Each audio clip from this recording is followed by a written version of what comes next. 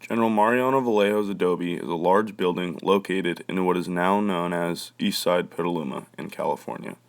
General Vallejo had his adobe built in Petaluma because it was conveniently located right in between San Francisco, a large port city, and the Russian outpost of Fort Ross.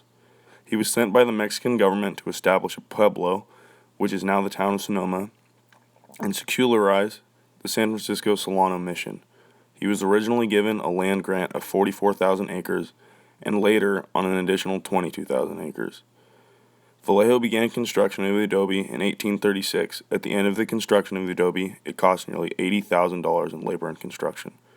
The adobe served a couple of different purposes. The first was that it was a fortress for General Vallejo. Secondly, it was a headquarters for General Vallejo's rancho.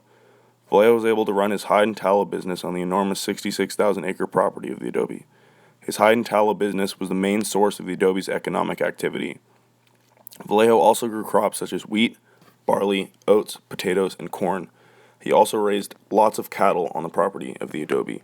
General Vallejo's adobe was opened and operated for a decade. It opened in 1836 and closed in 1846. During the time that the adobe was open, General Vallejo was one of the most powerful men in California. When he built the enormous fortress, he claimed rights to a vast piece of wilderness covered with oak and redwood and bordered by the Petaluma Creek. Vallejo shut down the ranch after being held captive during the Bear Flag Revolt, and squatters began taking over his land.